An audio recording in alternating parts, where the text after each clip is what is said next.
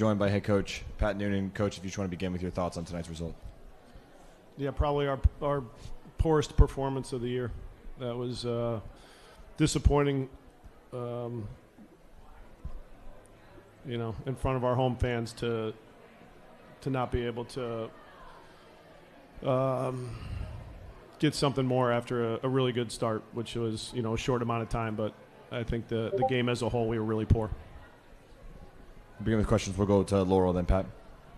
Why did you think it was so poor? Can you go into a little bit more detail? A lot of bad performances. Myself, the players, there was so many guys that just performed below average.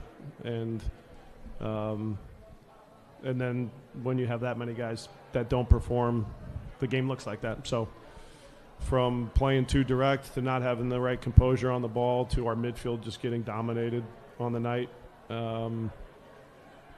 just a lot of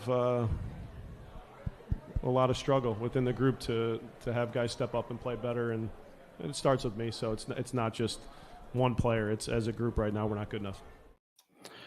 Oof. Well, we got a dose of reality this week as FC Cincinnati drops their first match, and at home no less, though. Some thought FC Cincinnati was a club hiding its problems the last couple weeks with a good defense and solo player effort, but others believed the club is just fine and is off to a slow start. So it's only one loss, and keeping that in perspective, it'll be interesting to see where the fan base, where all of you listening stand right now. No one likes to play the New York Red Bulls, and FC Cincinnati does seem to struggle with them at TQL Stadium. Ironically, they do just fine when they play them in New York, so maybe you'll feel more optimistic about that away leg. You are listening to Cincinnati Soccer Talk, a podcast that dives into the FCC perspective each week. We try to fill you in with what's going on in Soccerland in Cincinnati. This show is live at 9 p.m. on Monday nights, and it publishes the following morning via podcast. Thanks for joining us for episode 367. Time to introduce my co-host and get into the good stuff. Justin Blair, welcome to CST, sir. How was your Eclipse Day? Eclipse Day was overshadowed by news from college basketball with John Calipari deciding to leave Kentucky. So my phone was blowing up with that all day long. But yeah, I did get a chance to get out and see it, and it was awesome, man. I saw it in 2017, and if you missed it, you have to wait to 2090 something. So I probably won't be around. Yeah, the Eclipse did cast a very big shadow, by the way. Yes. Quite considerably. Moon size, some might say. Jeremy Lance, back with us. Really wanted to come on tonight and soak up that loss, so happy to have you, sir. You know what? When that's bad news and it's negativity, it's me. I'm here. I'm here to feel bad, to freak out, hit the panic button. That's me. So yeah, I'm glad to be here. Did the kids enjoy the sun thing today? Well, nobody burned their retinas out, so I guess they enjoyed it. Yeah, they enjoyed it. I was at work. I looked at it out the window. As a parent, I feel like that's a win, as long as no one gets hurt. No one had to go to the ER after that. Well, at least not for that. But. Mm-hmm.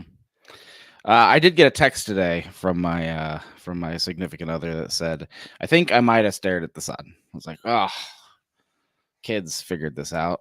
I love that they have to make a big thing about guys don't stare at the sun today. You shouldn't stare at the sun ever. not like an eclipse day, any day. I make it a habit at least once a day just to blaze the retinas. Well, Justin, there he is. Justin Ashcraft finally back. Welcome in, sir. Yes, Justin How Ashcraft. dare you? Sorry, did I get you mixed up there? Jason Ashcraft. How long have I been on this podcast? There's a lot of J's. Enough, it's Boston and 3 J's. So I'm gonna be stuttering and stammering. This is how my mom was when we were kids. 3 J's she had to deal with. She always got her names wrong. Well, anything special for you? Justin's got basketball. Jared's got kids survival. It was good in your world? We had a good weekend. My parents came up, which is always nice, and they saw the eclipse with us today, and that was cool. And I did not burn my retinas, which with me, you never know. I always do dumb stuff. So It was a little eye burning on the pitch though on Saturday. Oh, So yeah. so we'll dive into that in a little bit. Let's get into your best and worst though. I think there's enough in this week in this match to come up with a best. Your worst might be obvious. We'll see. Who's up here first? Who do we have first? Jer, you're first. Best is obviously, I think, what a lot of people got super excited about. Kubo up top. Kubo up top was something that I've been wanting forever. I mean, we were talking back in the night camp era when I wanted that to happen. I mean, Kubo up top was a beautiful thing back at, pandemic. Kubo was legendary up top, got us through MLS's back. Those couple matches before the lockdown. And I think we were always, at least for me, I was always wanting that back. The guy that was brought in to kind of play up top, to actually get to play up top, which he basically hasn't done for the majority of his time here in Cincinnati. So to see him do that and then to score almost instantly, that was pretty sweet. Worst, I mean, Pat Noonan mentioned it right there. Control in the midfield. I mean, the amount of turnovers in this match. So I couldn't look up an actual turnover stat, but interceptions alone, Red Bulls intercepted the ball 13 times. Cincinnati intercepted the ball once.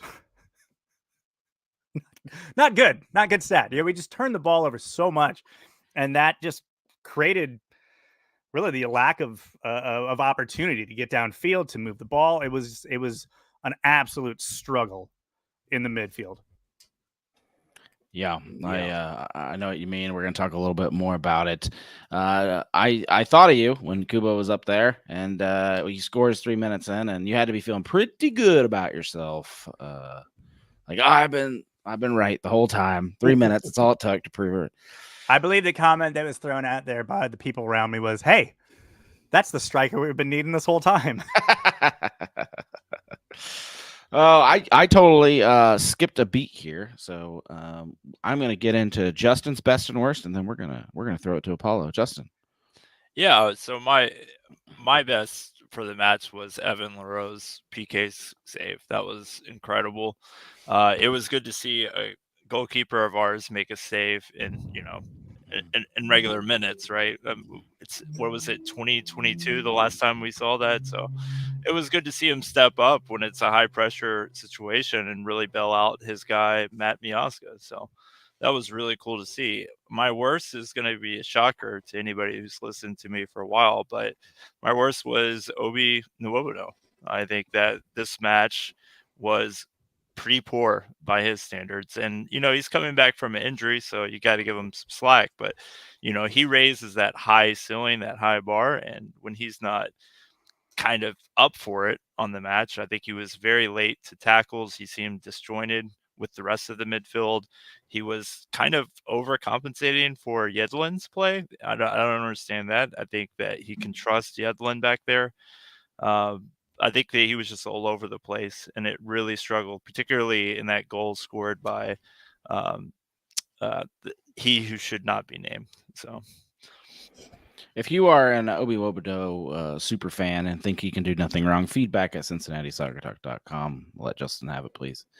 He's hey, I got the shirt, man. I'm an Obi. I was CDM, TC, CDM all for the 2021, 2020. So I love the guy, but man, just that was pretty performance from him.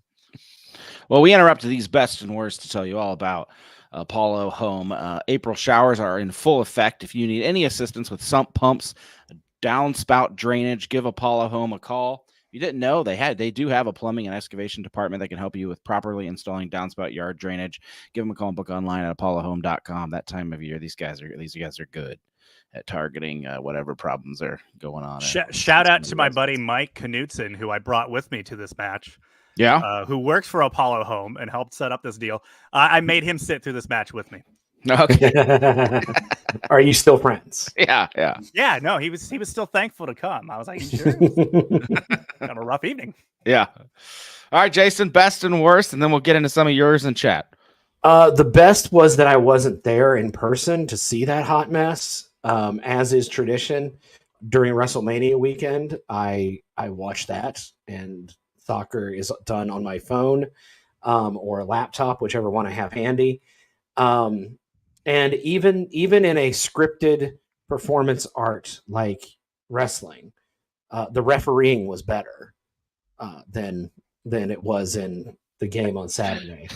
Even with And they did a blatant better job selling their falls. Yeah. Knockdowns.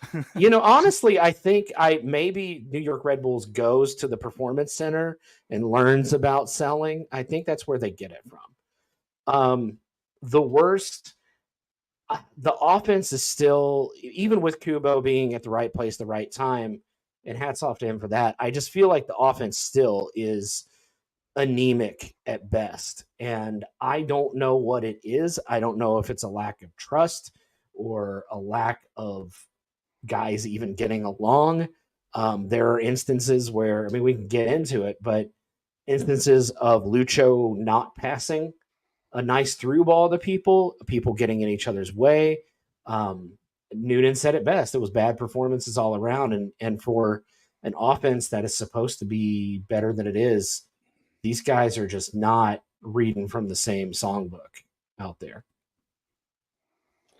All right. J8 said best. I feel like Buka and Yedlin are clear upgrades at their positions. Worst being right when I said last week that we always lose games after Boston doesn't wear FCC jersey. That's not boding well for you, Jay. You're not wearing one again. I'm not wearing one again tonight. None of us are wearing one.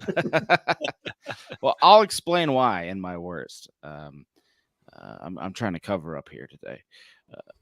James on YouTube said best. We had a few moments where it felt like we were in last season form. Yeah, those first three, right, James? That was awesome to come out of the gate and do well. Jeff Tabbitt's best. The Kubo goal was glorious. Worse, the midfield felt like they were invisible. He even threw in ugliest. The 2024 Eclipse turned out to just be a trialist. I'm not even sure where you're going with that, but it's pretty funny. Came and went. Elizabeth Wagner, best. Another shout out for Evan.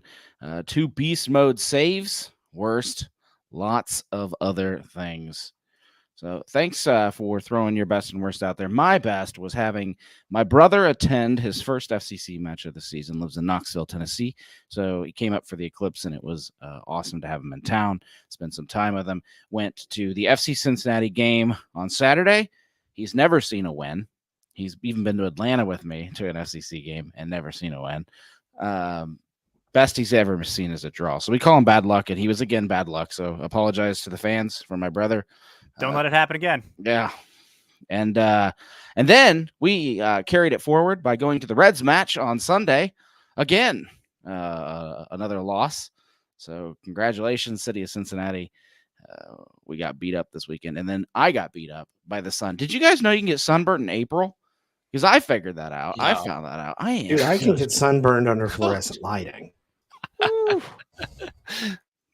My arms feel like a million. Like I actually feel like a fire is gonna burst through this shirt tonight as I talk to you guys, and it's bad. It does not feel good. But I got, because I always wear hats, I got my traditional semicircle, from this part of your hat on the back of my head on Saturday. So yeah, no, I know what you're talking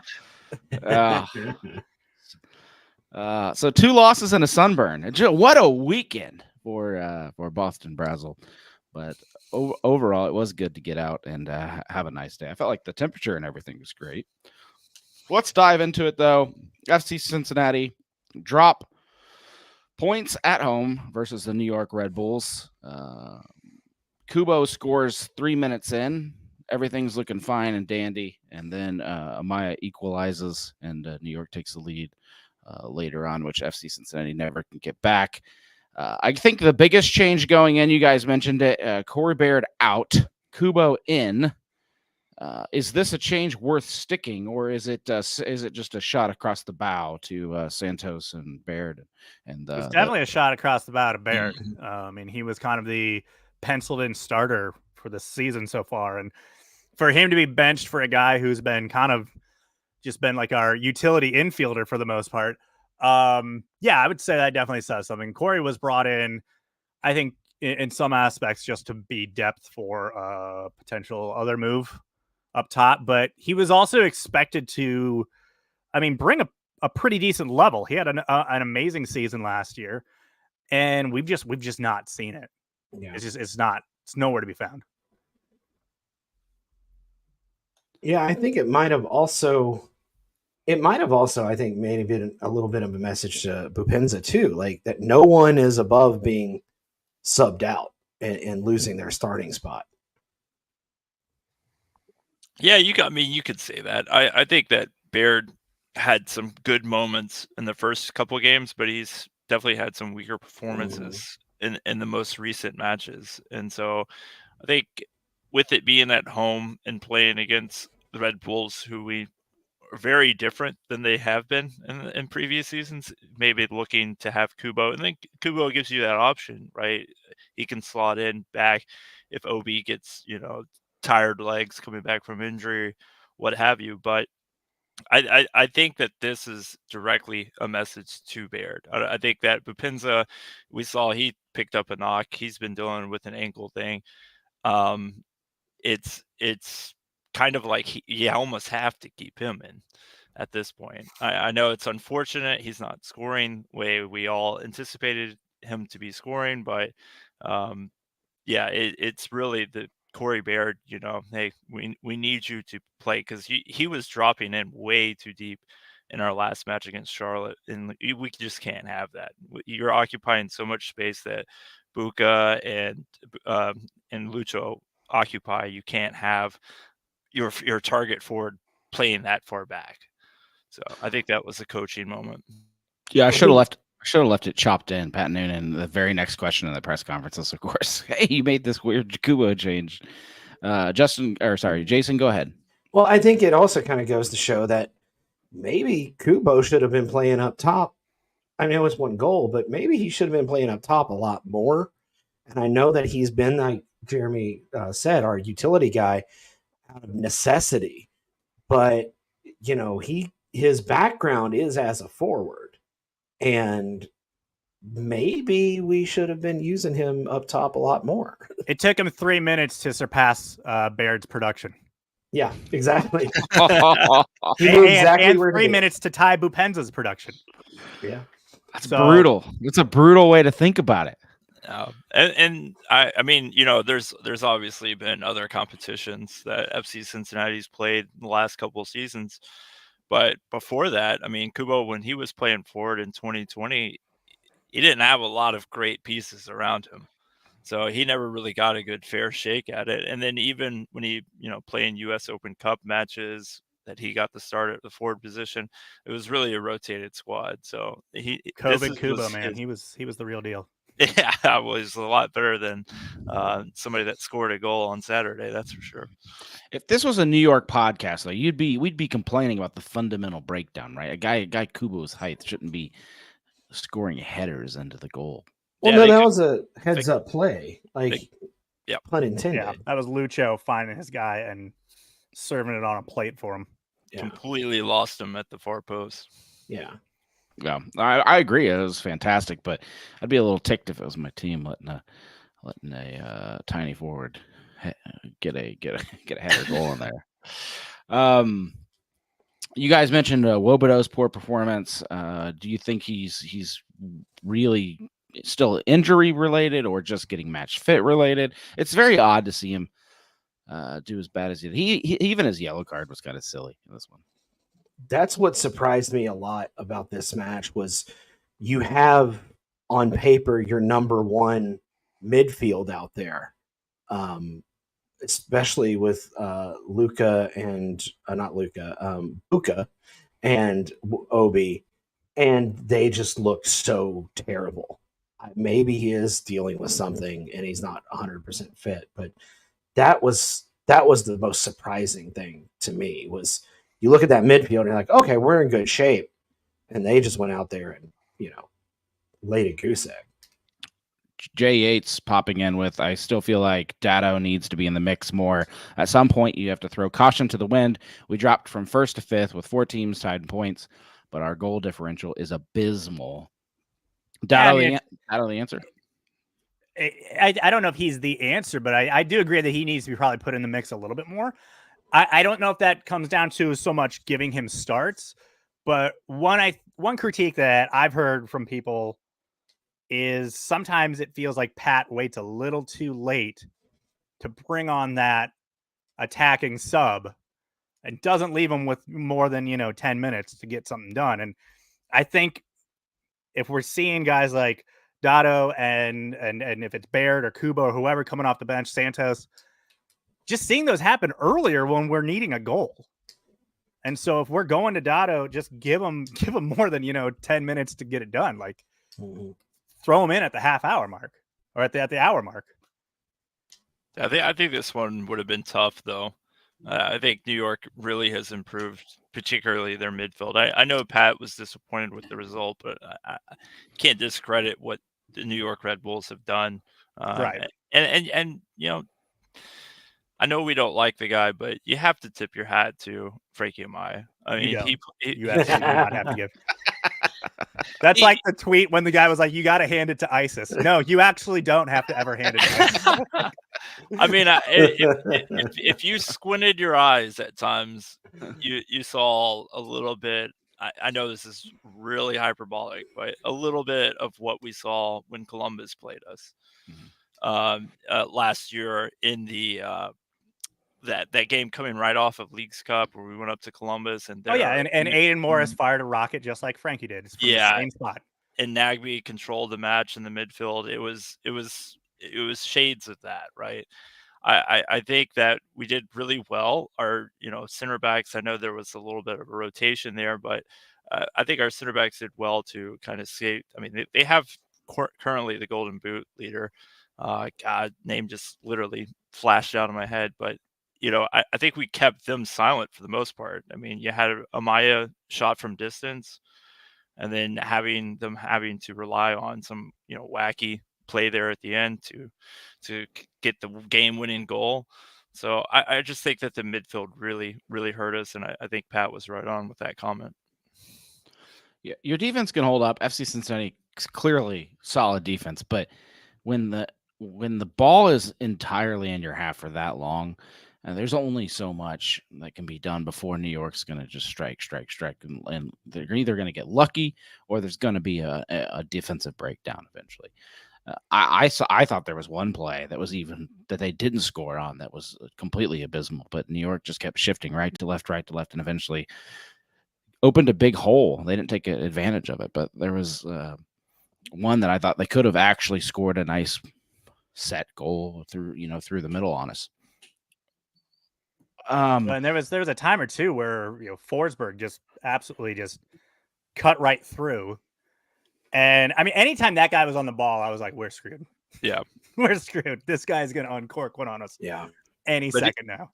Yeah, he did, but unfortunately, fortunately for us, he wasn't anywhere near the post with any of his shots. Yeah. Lewis Morgan was the one that I was trying to get. He's having a phenomenal season so far. I think he's got like 6-7 goals already this season. So keep an eye on him. But I think Matt and Miles Robinson did really well to contain him. He was very silent all match.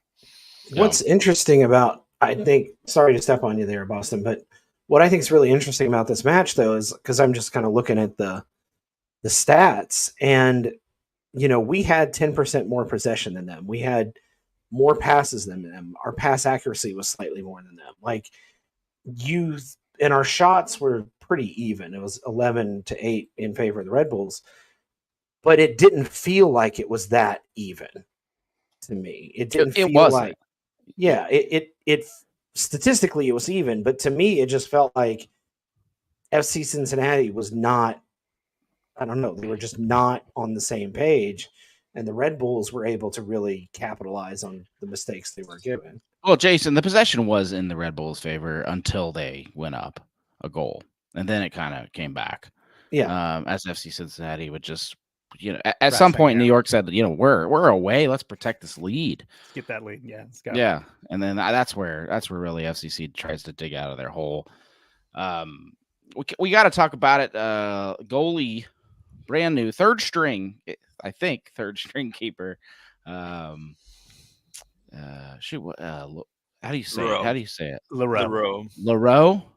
Evan Yeah. Leroux. Never would have guessed that, Evan. Sorry. I would like to hear what you would have guessed. Evan Leroux. Justin Leroux. Penalty save, probably the highlight of his night. Very hard to do, very difficult to pull off, but does allow Amaya shot from distance in, does allow the little fluke. Overall, were you happy with the performance? Any way you could have stopped those two? Any way you could have saved the game? Yeah, I mean, I think I complimented on my horrible player rating the game before. I complimented Celentano on his communication skills. Leroux was directing. I mean, he was a huge voice out there. That was incredible to see. I played a little bit of defense whenever I played soccer, and it's really nice to have a keeper back there that communicating you on where you need to be and letting balls through or not or stuff like that. And that was good to see.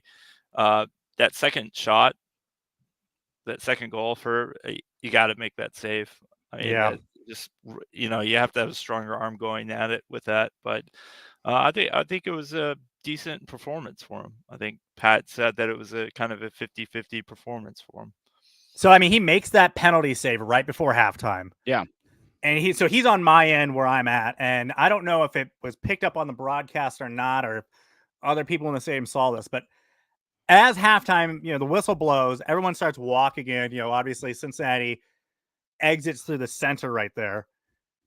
Leroux waits for a second, turns to the crowd and just starts screaming and like pumping his fist, like trying to like get everybody right. I'm like, did the match just end? Like it had a weird, but he was you could tell it was like, it meant so much to him. He was so just jacked that he made that save. And at that moment, I really thought that like he had some good momentum himself and that it was going to carry through in the second half.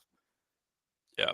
Leroux, I'll just add a little bit to that. Leroux is the vibes guy in FC Cincinnati. You ask any player, you go down to the training center. I mean, he is the guy. He's always clowning. He's always out there making it fun. And he's one thing that's interesting. He usually is one of those guys that's out there kind of, communicating to the younger players and stuff. So like he's really soaking this opportunity up. I think Laurel did a great piece on Leroux about how, he came from Tampa Bay Rowdies, and this really is a new opportunity for him. And he's in love with the place.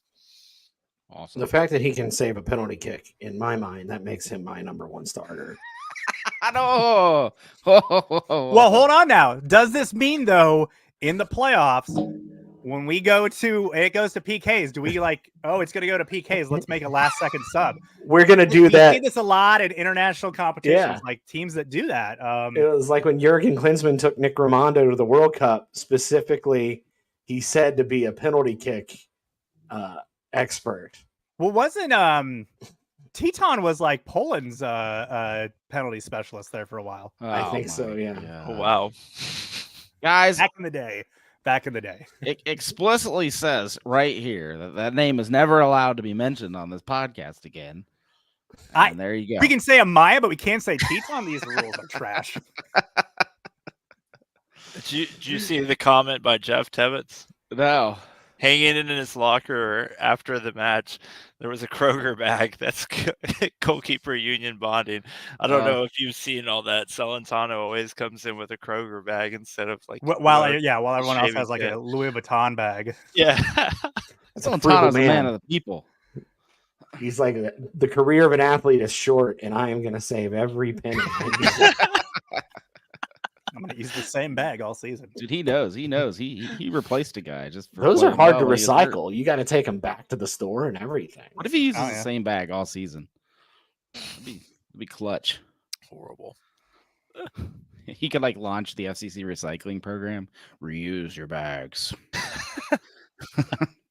It's not clear. It's not see through, so they can't get it through security. All right. Well, the Amaya talk, I actually thought this might go away. I'm going to be honest. Before the match, and I've 180'd on this, by the way. Before the match, the Amaya talk seemed to be less. We didn't even really talk about it on the podcast last week. We've already beat New York. We knocked them out of the playoffs last year. Twice. Yeah, so what else does FC Cincinnati have to prove? We've proved, hey, we got a supporter shield without Amaya. We rubbed it in his face. We're done with this kid. We don't need to worry about him anymore. Then gets a little testy with Lucho Acosta, and the crowd, of course, recognizes him really fast. Crowd gets into it. Bailey gets into it. Amaya scores, and he really gets into it, screaming F you at the crowd.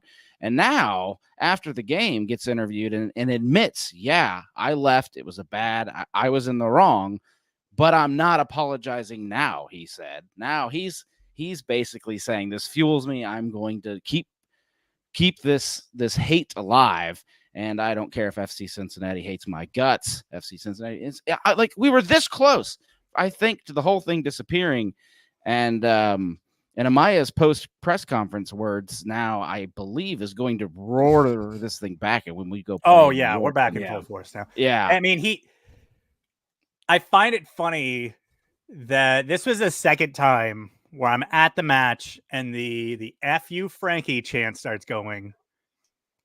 And I remember, I think it was last October. The chant happens.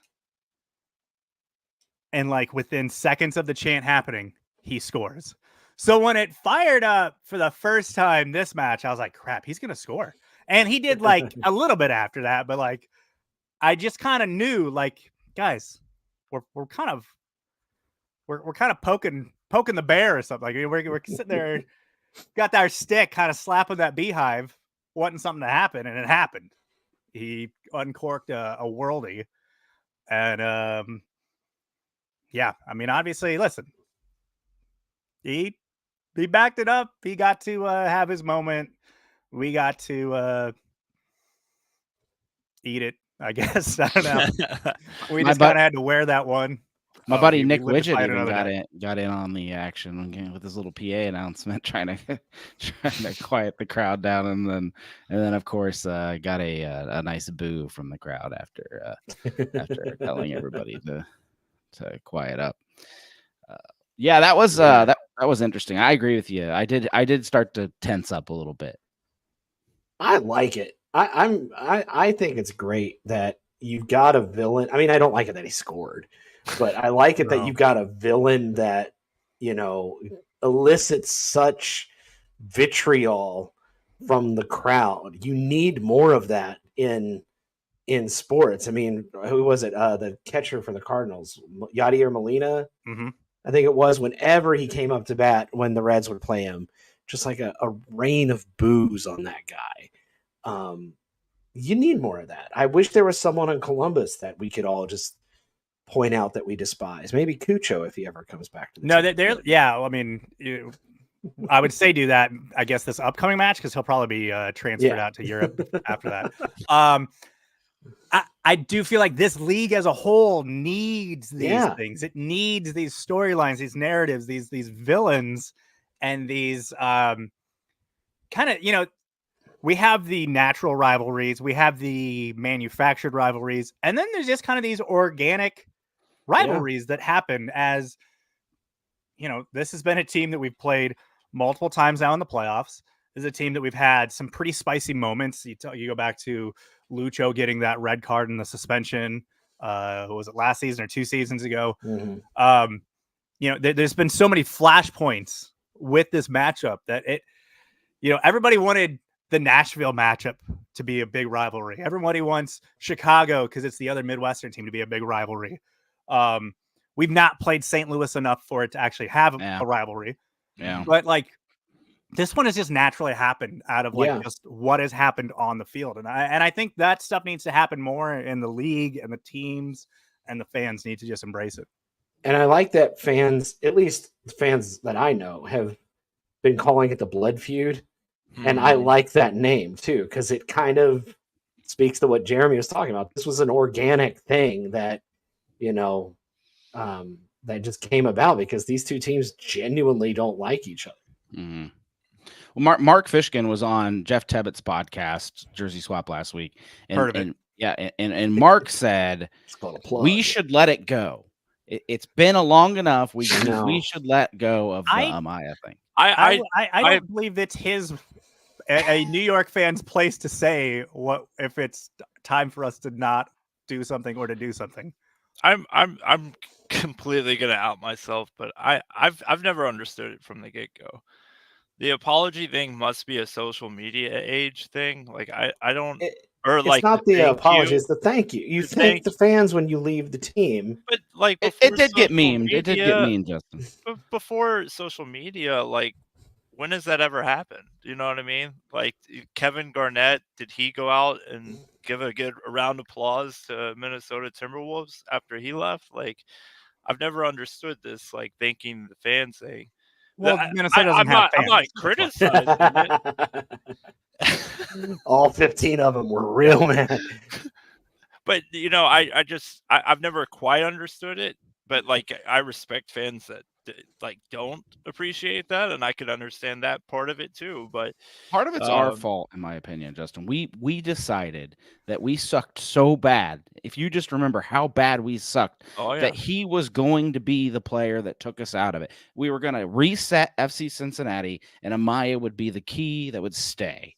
And somehow that narrative pushed through the entire fandom. Well, we are the scorned lover in this scenario. Yeah. He left us. And then he said he wanted out of our relationship with him. Yeah. And we took it personally. Quote Michael Jordan. There's one thing you can't do to people from the Midwest, and that's be like, I don't like it here. I want out. Yeah. Because this is the greatest area of the country, but like he wanted out. And that you don't do that around here. You don't go, I need to get out. Apart from that, like golazo that he scored in MLS's back tournament, like what did Frankie Amaya do when he was? But here? he was this shiny, our first draft pick, the number one choice. Okay, we were not a naive fan base that thought that meant something, and we thought it meant he was going to be a big star. And he also embraced us too. Like he was part of it. I remember there was that tifo that we had of him, that banner, and he like he went at training, and he like took a picture with him with it, like, and he loved it, and it was that mutual admiration. And then and then he got off the burning ship, and you don't stay mad at a chick you date for a week. You stay mad for the chick you dated for like 3 years. And then it was a horrible, messy breakup. Like that's what sticks to you. Like the relationship got deep. That's why we have what we have now. Mm-hmm. Bubbles on Twitter said a personal handwritten note from Frankie would make it all go away. At this point, it is part of the meme. At this point, it's right, and you got to live the gimmick. But Jeremy's point made me think of a Columbus hot take I have. So remind me before hell is real, because I've got a bit on Columbus. It's probably the most natural rivalry we have, and it is funny because Red Bull fans do not understand it. It is sort of a one way. They're getting into it because we keep knocking them out of the playoffs. So I'll trade on these April wins if we can win in the fall. Well, I'm going to make a note of that, Jason, on this Papa John's napkin. It'll last. It will last. It's Jason's ex-girlfriend Columbus rant. But, All right, stay tuned. There we go. We're previewing 4 or 5 episodes away. And another thing, real quick, before we move on from this, Mr. Fishkin, I like the guy, but let's just be honest. New York Red Bulls hasn't had much to be excited about in the last 20 years. So the fact that you've got another team that isn't some boring MLS 1.0 holdover that's actually interested in playing you and beating your team, right? You should without the advantage of a baseball field. Yeah. You're welcome. Yeah, you're welcome, New York. Do you guys really get that hyped up about DC United? Yeah, anymore? Exactly. Or Philadelphia. Come on now. All right. We're going to turn the page a little bit, but first we want to give a shout out to Beyond Exercise, the local physical therapy and fitness business that helps anyone get active and stay active. We've got FC Cincinnati fan testimonials that have come our way. You guys have actually went over there and signed up after listening to this show. They've helped Nick Hagelin and Brandon Vasquez with their physical therapy and strength training needs during the off season. Ask the fellows at Beyond Exercise about the ACL injury prevention screen, which was piloted with Nick and Brandon. Learn more at GoBeyondExercise.com. My next segment is called Is FC Cincinnati Really Broken? And hold on. I love the fact that you said, let's turn the page, when basically the last 10 minutes was about how we will refuse to turn the page. I could actually talk about this for another 20 minutes, but I don't know if the people in the car want to listen to Frankie talk anymore. So what we do want to know, what I want to know is, if you're Chris Albright, are you like running around? I mean, I think he is. I think he already is running around country to country to country trying to find some kind of miracle cure here. Is FC Cincinnati actually that desperate? No. I don't know if he's panicking or desperate as much, because I think he's smart enough to know that this problem existed in preseason. This didn't just spring up on him like, oh no, we didn't replace Brandon Vasquez. Oops. I think this is a known thing that he's been working on this entire time, and obviously he wants to get the right guy at the right price, for the right terms. I think there has to be a little bit of panic that so far that hasn't happened. Preseason stuff or off-season window, they struck out potentially on some moves. There was the alleged or fabricated dude from Shakhtar just recently. Like, there seems to be an impetus that they want to get something done as soon as possible. But what was the Philly? I don't think it's a panic in the fact that I think he already knew this was the problem. Were you guys just talking about the Philadelphia Union player, or is that a real thing? No. Okay. I think that was a joke. Okay. Good, for those listening, we had a joke in Slack about Carranza coming to FC Cincinnati. I don't think he's, if he doesn't get the money that he wants, he'll definitely. I don't even know how that financially would work, but no. Well, I mean, and technically the big youth tournament that he kind of had his coming out on here this past week, the Golden Boot winner of that was our youth product. Yeah. So if you're talking about striker prospects, they're already in house, folks. Yeah, that's a little tough though to call the 17-year-old. No, don't do that. Definitely don't do that. But as far as like one for the future, he's already there. No, I think that our conversation to start off this segment kind of highlights what we're talking about here. FC Cincinnati clearly, to me, is not broken. It's just we haven't got the goal scoring, and I think it's brutally obvious to all the fans. We obviously had a very disappointing match against the Red Bulls, but credit them. I mean, they're probably going to have a home field advantage for whatever that's worth in the new format of the playoffs. But I think that you're allowed to have. I mean, Jason can tell you. Jason went to the game. We got blitzed 5-0 up in St. Louis last year. So we didn't. The panic bells were alarming then too. So we just need to cool it, and we definitely need to find an answer to our goal scoring problems. Well, I know where you're coming from. Hold on, Jason. I know where you're coming from. With the it's only one loss. I get it. It's only one loss, but it's also no goals from the guy who replaced Brandon Vasquez. Zero. Nada. Not even close. But was he supposed to be the Brandon Vasquez replacement? Like why else would you sign him? You do the 2-forward system, right? There's no doubt about that. But I don't think you're he's not a like for like match of Brandon Vasquez. I mean, Vasquez was until the summer. He was supposed to be. He's the replacement until the summer. Yeah, but he's a poacher. He's a collector of goals. Like we knew that going into it, that Baird was not going to be this potent goal scoring machine. Bupinza is that. So that's allegedly more of the disappointment. right, is that Bupenza has, he's his opportunities that were foiled. I think most notably was the Monterey game, so that doesn't affect our table play. So I think we're on pace.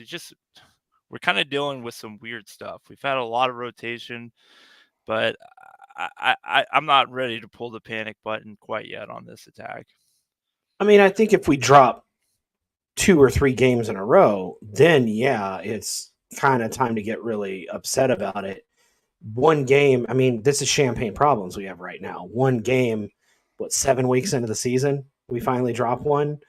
And I think, if this was a European club and we are in a single table type thing, then yeah, you kind of worry, but we just got to finish top 4 at the end of the season. And I think that's probably what Albright's thinking is like, if we can ride this out until the summer window opens up, then maybe we can get somebody in to be that Brandon Vasquez replacement. But I've said it before and I'll say it again.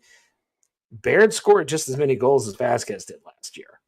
So, they're different players and they do different things on the pitch, but it's not like, I think a lot of people are seeing what Vasquez is doing in Monterey and they're like, oh man, really missed that. Do we? I mean, he really didn't do what Vasquez isn't missing? Being paid a third of the price. That's exactly.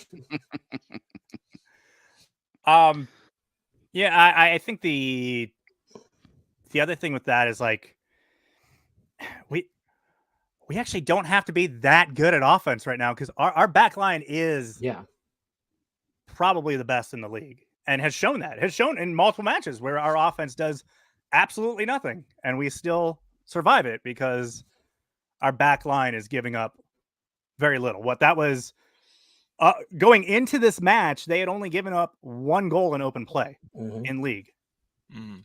So luckily for us, we have a back line that's going to keep us in these matches despite our offensive shortcomings. And the Maya goal had nothing to do with our back line. Right. I will say that I think New York Red Bulls deserve to be the number 1 team right now, as crazy as it sounds. But they've just been, if you've watched them the last couple of weeks, they've been just trouncing teams. And I think that they can beat up on the Phillies even of the world and the rest of the Eastern Conference.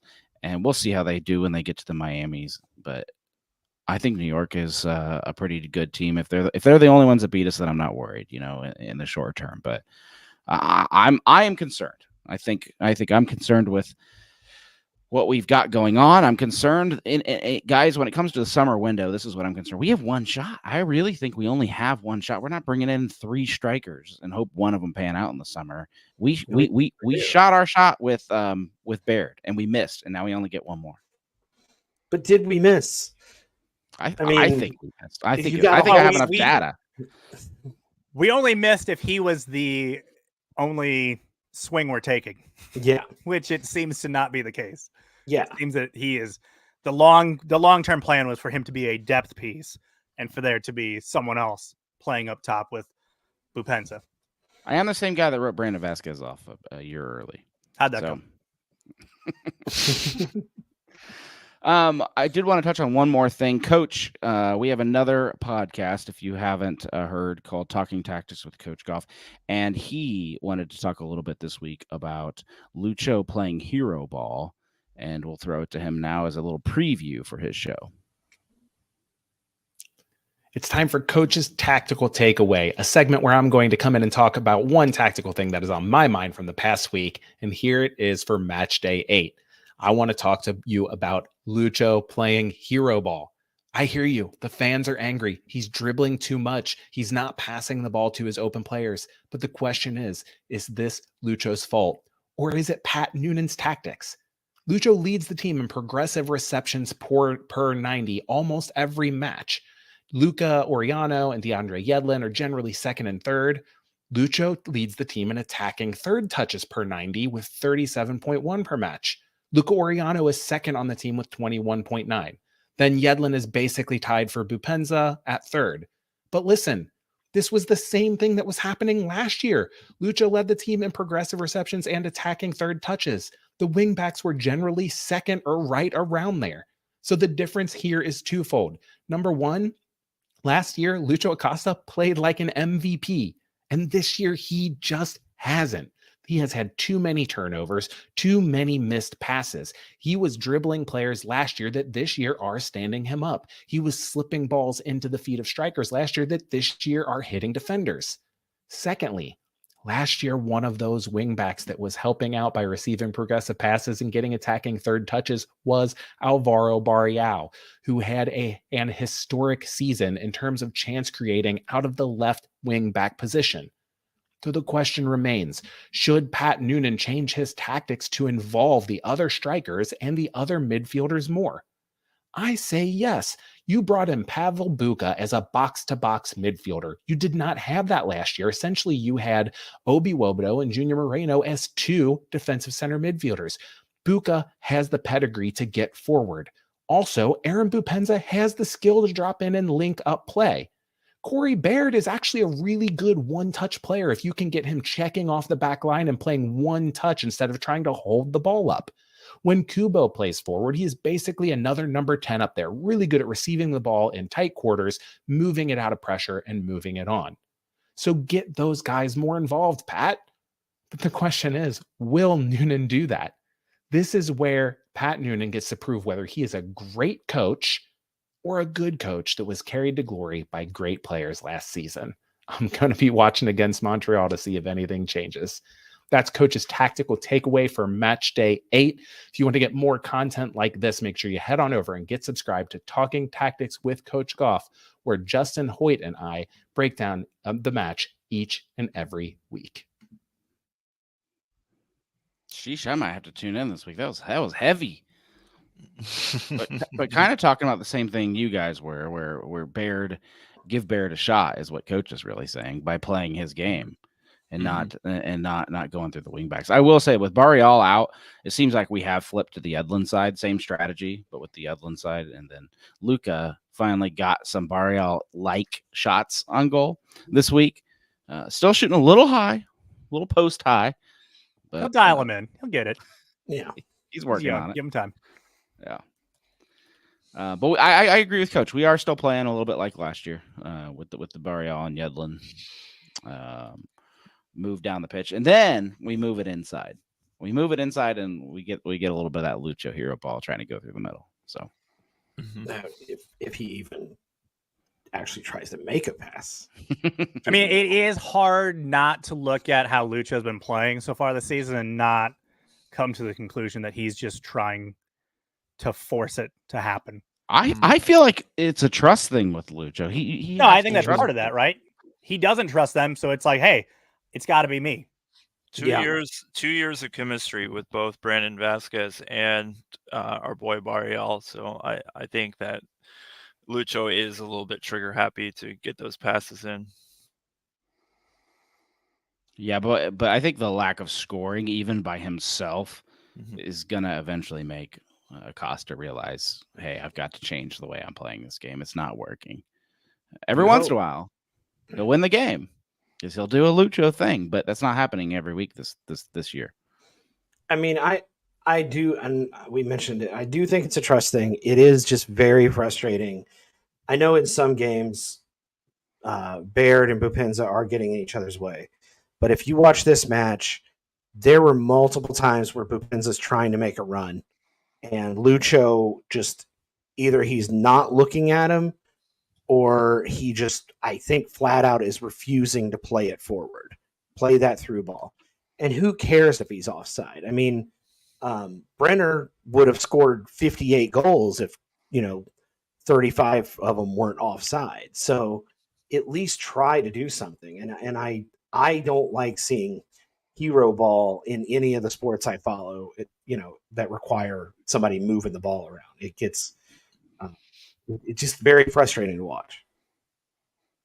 Absolutely. Yeah. And I think part of our problem too is that we're progressing the ball. So like Coach said, we're progressing the ball so much with our wingbacks that the answer becomes very stale for the defense. It's like, okay, well, just keep them contained on the outside. Don't let them come into the Yep. midfield, and then you have that link up problem.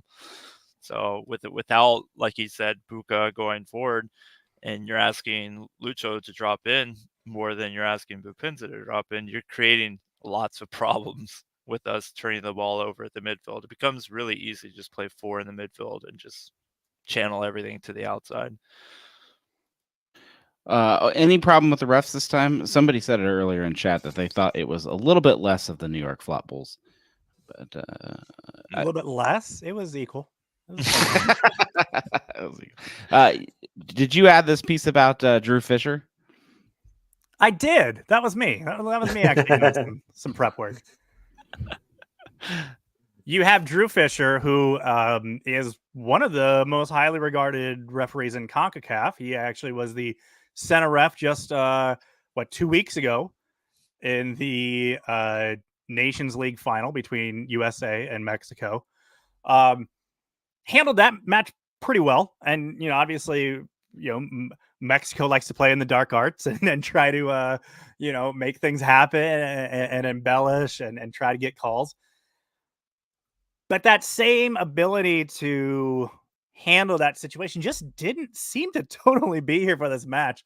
You have one of the best officials in CONCACAF, again, falling for the same thing that the Red Bulls have done year in and year out. And you just kind of figure at some point there seems to be a bit of a scouting report on a lot of people in MLS from the refs, possibly somebody on our back line being one of them.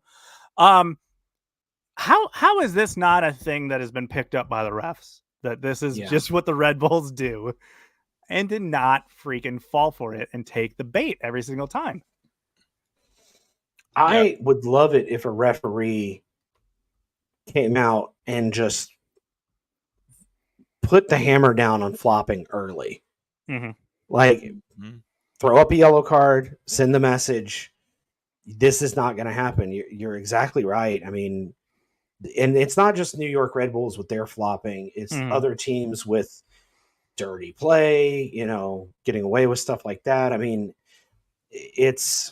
I don't want to sound like too much of a homer that we're always on the receiving end of these sorts of things. But yeah, it's one of those things where it's like they just forget who it is that's on the pitch when they're refereeing against them. And it took them all the way till pretty late in the match when Lucho lightly pushed a guy and he went flying into the air and on the ground for him to finally go, okay, that is clearly an embellishment. You're going to get a yellow card. I don't think, if I'm thinking of the same one, he didn't give him a yellow card. No, he didn't yellow. He just. Oh, that's right. He did yell him. He had a stern talking with him. It's ridiculous, man. That was the most obvious because it was where he was going for the ball. Like he was trying to get the ball back in play.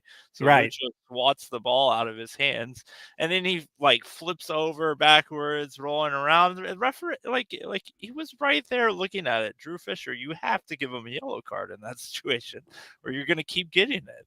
The wild thing, I think, is that the New York Red Bulls have the ability to make you frustrated and make stupid fouls. So I don't know why they rely on the flopping when they could easily just frustrate the crap out of their opponents. I've seen our own team lose control. Just go bug Miazga some more. Try to get that guy to go off. He was close. He's a radiator about to blow at any point. So I mean, the ref had to talk. Drew had to talk to him, I think, 3 or 4 times just from on a corner set piece. He had to stop and go over and talk to Miazga. You don't need to resort to it. They're a better team than that. You want a funny moment? Go back. I think it's the 86th minute and watch Dado get into it with Frankie Amaya. That was awesome to see. He gets kind of a hip check or whatever, and Dado just gets up and just gives him a shove. It's in the middle of play and progression, but it's at the bottom of the screen. You're like, holy crap. I knew I loved that kid.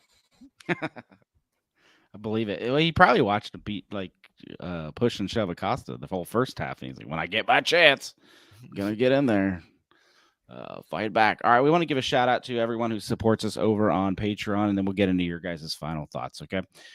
Big shout out to Red Lee, John Davidson, Mike Hudson, Robert Stevens, Laurel Failer, Matthew, Adam Check, Riley, Stephen Burke, James Denbro, Tom Newhouse, Brian Weigel, Brian Gills, Dan Alberts, Will Kychek, Ian Rexroad, Carl Fight, Christina Sharma, Kyle Pohl, Rupesh, Tom Beaversdorp, Jason, who is super average, Ryan Ernst, Wes Anastasi, Rob Pierce, Clifford Adams, Thomas Stets, Pierce Johnson, Mike Parentis, Dave Wiederhold, Rob Cassell, Bradley Weigel, Alex Carnegus, Dave Tingler, Patrick Lahani, Mike Bowman, Brett Sova, Kevin Cooney, Joe Max, Jack Emery, David Moore, Bob Ryan, Ryan Durkin, Bart Labita, Rob Triple, Joe Lohr, Bill Leopold, Maureen Desmarais, Jose, John Caffardi, Justin Blair, Ashley Newhouse, Dan Burns, Mark Andrew Klippinger, Justin Gregory, Said, Jeff Tebbets, The Troll, Jackson Fight, Matt Bauer, Pete Koch, Mark Godsey, Todd Schienbach, Eric Johnson, and Anthony Hudson. We appreciate you all for your support of Cincinnati Soccer Talk. Let's close this thing out with a bang. Who wants to go first here? Jason, how about you?